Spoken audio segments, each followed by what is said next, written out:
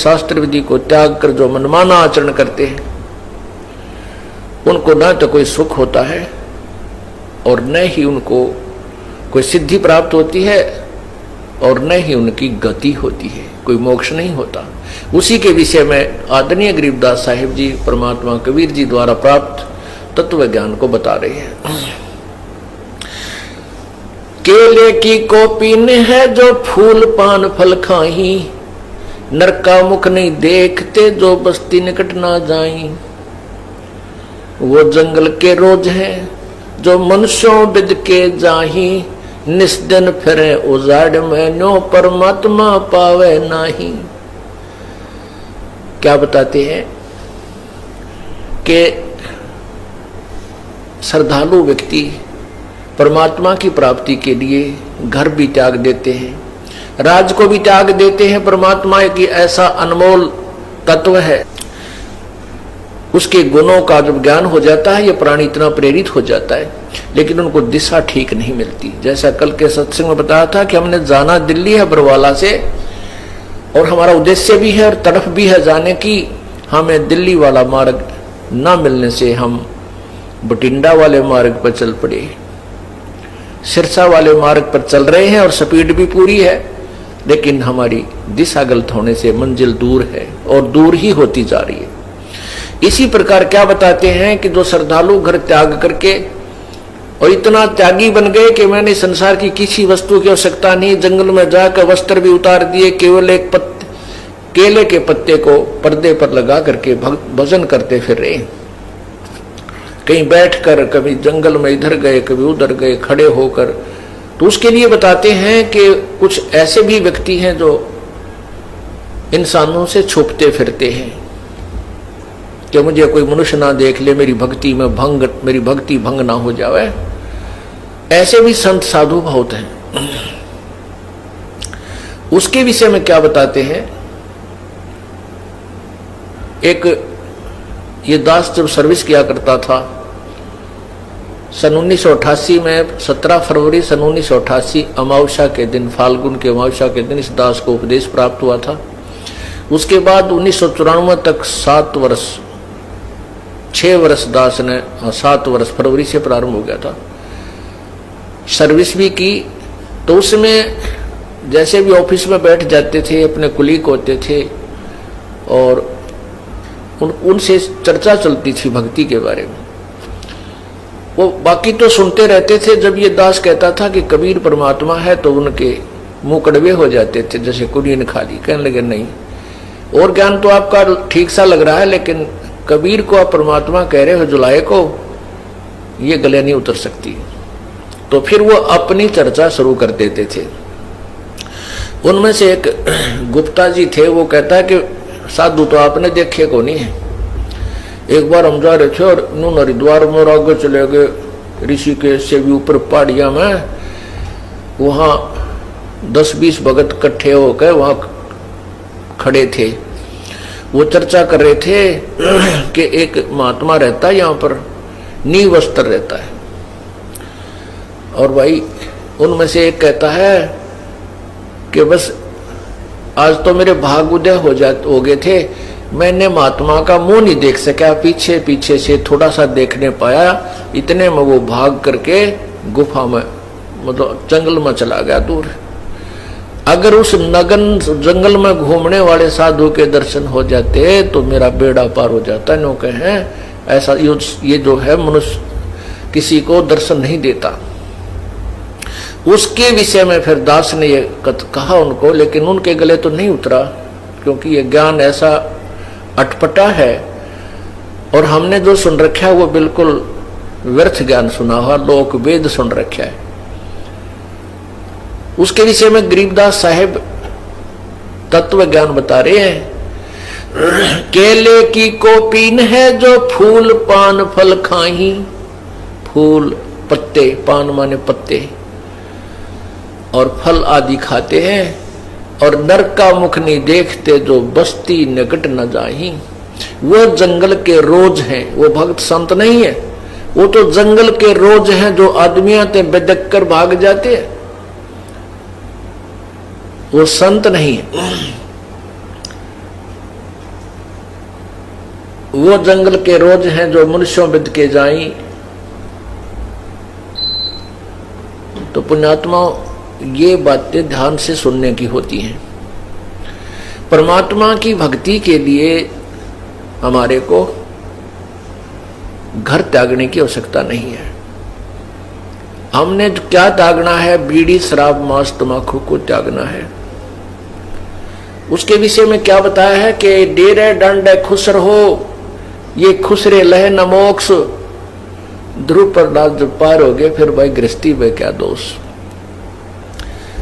अब हम ऐसा लोकवेद सुना हुआ था कि भाई मोक्ष तो वही प्राप्त करते हैं जो बिल्कुल बाल ब्रह्मचारी रहते हैं, शादी नहीं कराई जंगल में चले जाते हैं। बाकी तो जो शादी करा लेते हैं वो तो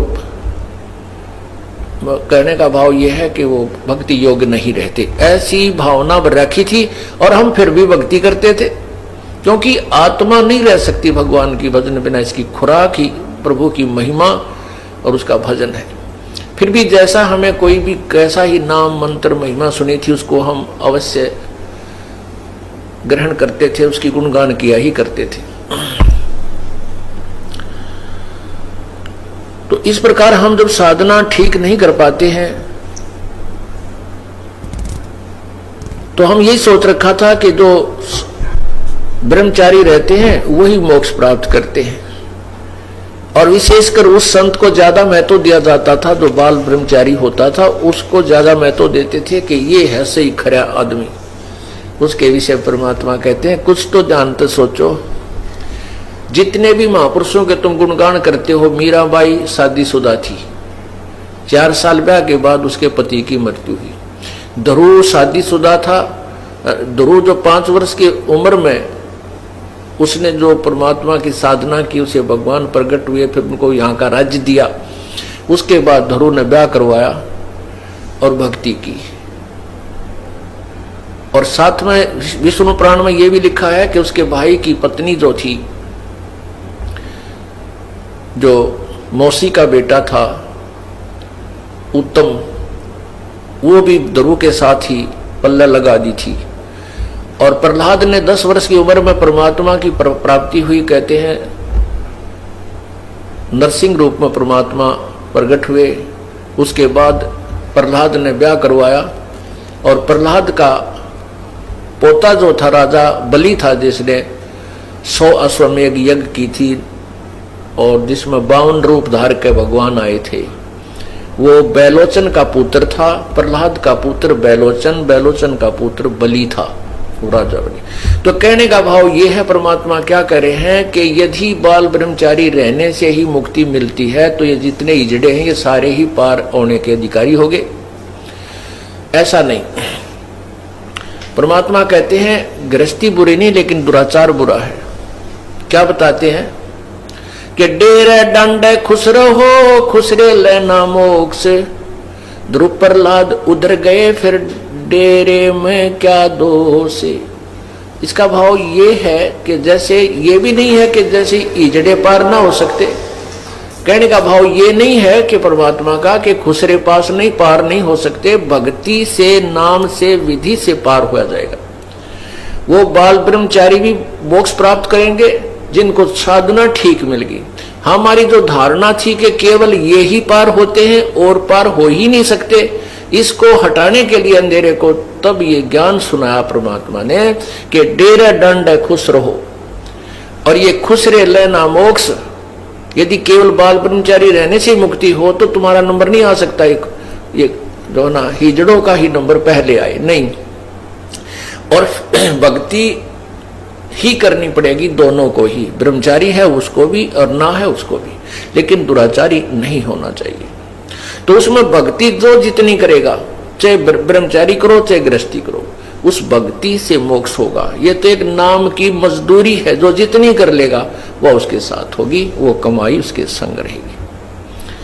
तो पुण्यात्माओं इस इतना अंधेरा कर दिया था कि हमारा भक्ति से भी मन उठने लग गया था कि मोक्ष तो वही प्राप्त कर सकते हैं जिन्हें दाढ़ी दूध बढ़ा रखी है, गल में माला डाल रखी है, धूना पर तपते हैं, धूने लगा करके चारों तरफ अग्नि बाल करके उनमें तपस्याएं करते हैं। तो परमात्मा कहते नहीं, वो साधना मोक्ष की नहीं है।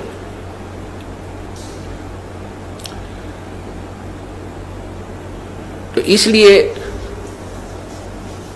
हमें दिशा ठीक ना मिलने से हम भ्रमित हो गए और परमात्मा से दूर होते चले गए, और परमात्मा से दूर होकर के हम विकारी बन गए।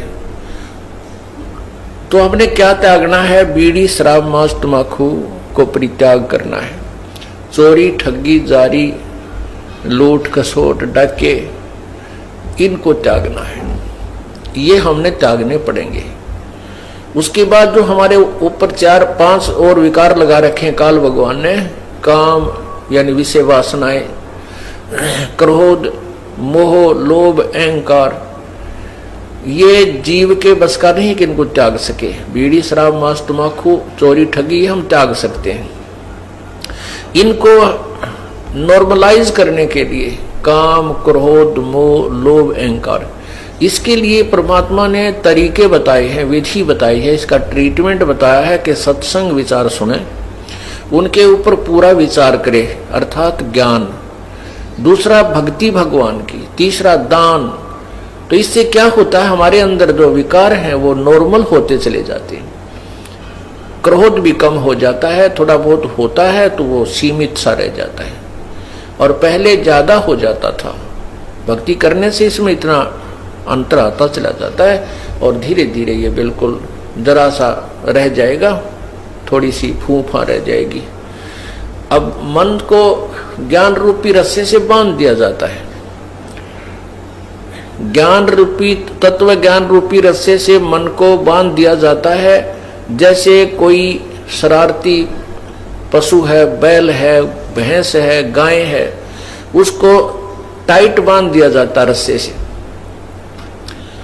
तो वो उससे आगे हानि नहीं पहुंचा सकती। उस रस्से की रेंज में ही वह ऐसे सर सुर मार कर अपनी फूफा कर लेगी, लेकिन हानि नहीं पहुंचा सकता वो पशु। ठीक इसी प्रकार इस मन पशु को इस तत्व ज्ञान रूपी रस्से से परमात्मा बांध देता है। इसकी आदत तो है ऐसी फूफा बकवाद करने की, ओछी मंदी सोचने की, लेकिन ये ज्ञान रूपी रस्सा इसको सीमा पार नहीं करने देता, इसलिए हानि नहीं कर सकता आपकी। ये सब ये ज्ञान से ही रहेगा। अगर ज्ञान आप नहीं सुनोगे, सत्संग सुनने नहीं आओगे, या घर पे बैठ कर सीडी वगैरह कैसेट आदि नहीं सुनोगे दिन में या दूसरे तीसरे दिन, तो ये मन जो है फिर भारी हो जाएगा, हैवी हो जाएगा आत्मा के ऊपर। आत्मा की खुराक है भगवान की चर्चा, मन की खुराक है संसारिक बातों में लीन रहना, बकवादे करना, रागनी सुनना, किसी की निंदा सुनना, और पर कई प्रकार की किसी प्रकार की चटपटी बातें शुरू कर दे, बड़ा प्रसन्न होकर सुनता है। और भगवान की जो कथा है वो केवल आत्मा को अच्छी लगती है। जब आत्मा तगड़ी रहेगी तो मन आत्मा के साथ रहेगा। एक बार गरीबदास साहिब जी, ये किसान थे, अपने घर बैठे थे, तो उनका एक किसान ही शिष्य था। वो आकर कहने लगा, महाराज जी आपके विचार सुनते हैं तब तक तो ये मन कति दुबका बैठा रहता है, सारी आंवर ले है। ठीक है महाराज जी, सही कह रहे हैं, बिल्कुल ऐसे करूंगा। और यहाँ से बाहर जाते इसकी वही वाईफाई हो जाए तो जाते ही वही विचार इसके नो के नो कर्म उसी तरह खेचा तानी रखे, इसका के समाधान हो प्रभु। तब उन्होंने बताया कि आपके पास 2 बैल हैं। हाँ जी। एक बैल दूसरे को मारता है, चारा भी नहीं चरने देता है। तो वो कहता है, किसान बिल्कुल सही कह रहे हो जी, तो आप क्या करते हो दूसरे बैल को चारा चराने के लिए? तो कहता जी जैसे खेत में हम ले जाते हैं, एक टोकरे में इकट्ठा ही चारा चराना होता है, तो मैं डंडा लेकर बैठ जाता हूँ और या उसको करड़ा बांध देता हूँ टाइट, जो फूफा गणी करे दूसरे को खाने नहीं देता, तो उसको इतना टाइट बांध देता हूँ उसका मुंह उस टोकरे तक पहुंचता है और दूसरा आराम से खा लेता है।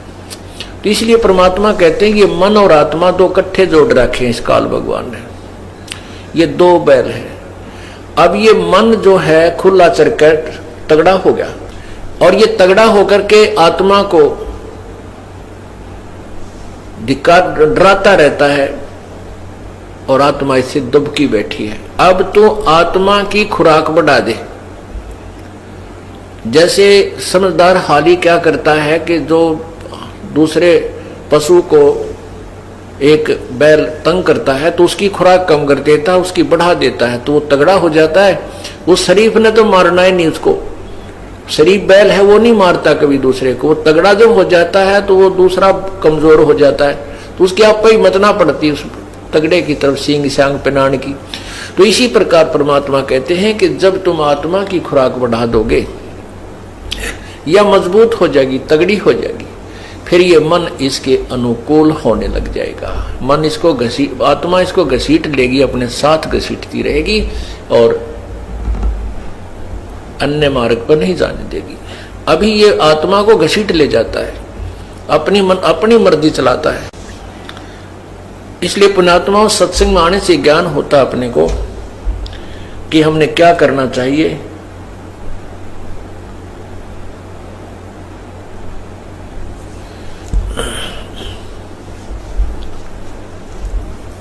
और जो धारणा हमने बना रखी है कि केवल बना रखी थी कि मोक्ष तो वही प्राप्त करते हैं जो घर त्याग जाते हैं, ऐसा कुछ नहीं है।